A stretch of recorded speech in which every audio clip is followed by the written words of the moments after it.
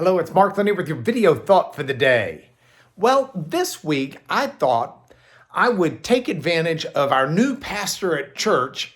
His name's Pastor Jarrett Stephens. If you've not tuned in, CFBC.org, www.cfbc.org, you'll love his sermons. You'll love him. But he had a staff meeting week before last, and one of my buddies on staff sent me the notes of the meeting. And there were 10 points that Pastor Jarrett made at the meeting, and I thought, those are fantastic. They'd make great thoughts for the day. So with kudos and a shout out to Pastor Jarrett, I'm going to take a few of those, and at least this week, we'll look at some and let them be something that percolates in all of us. Now understand, these are things he was telling the staff at church, at a staff chapel. So it was a chance to give, in a sense, thoughts for the day to people who are engaged actively in ministry to others.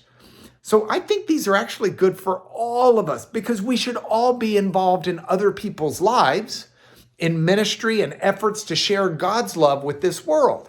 And so as part of that, I think these are great. So let me tell you his first one. Let's do that for today. His first one was to protect your heart. Protect your heart. We are complex people, and our heart can easily lead us astray or lead us in truth. And it's very important that our heart, which includes in the Hebrew concept your mind, it's the concept not just of where your passions lie, but how you think, what's important to you. And so within the framework of that, it's important that we keep our heart, we keep our mind tight with God. And we do that by spending time with Him. You say, how do I spend time with God? Well, one of the ways is in prayer and in study of His Word. Another way is watch the video thoughts for the day and see if they help draw you closer to God. But the passage that I'd like to use for protecting your heart and taking care of your heart comes from a psalm. It's Psalm 61. And Psalm 61 starts out with, it's the cry of someone in pain and hurt. It says, hear my cry, O God. Listen to my prayer. It's a great start. Hear my cry, O God.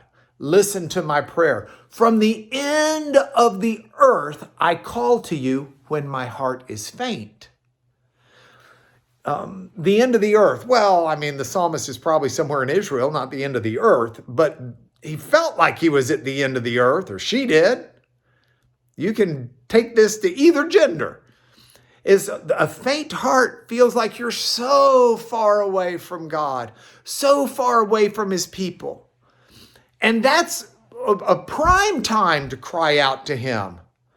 And so the psalmist does. I call to you when my heart is faint. And here's what he says. Lead me to the rock that is higher than I. Why? Well, I'm in the depths. If I'm led to a rock, I'm led to something that's got a firm foundation that I can have a good firm foot on. So it's a steady place to stand. But it's a rock higher than I. So it elevates me up with an ability to see the world better. When you protect your heart and you guard your heart with Christ and God, and you're in time with Him and in touch with Him, you get a better perspective on all of the things that cause you misery, that lead your heart astray.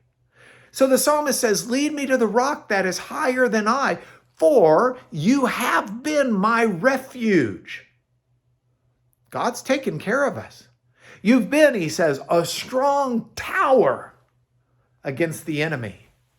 So let me dwell in your tent forever. Let me take refuge under the shelter of your wings. The psalmist is saying, I need my heart.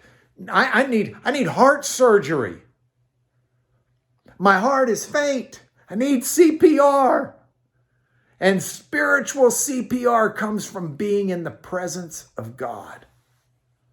Crying out to Him in prayer, seeking His will in our life, and trusting in Him as we take shelter under the shadow of His wings. Not a bad way to protect your heart. Spend time with the Lord. I'll have another idea for you from Pastor Jarrett tomorrow, But meanwhile, this is your video thought for the day.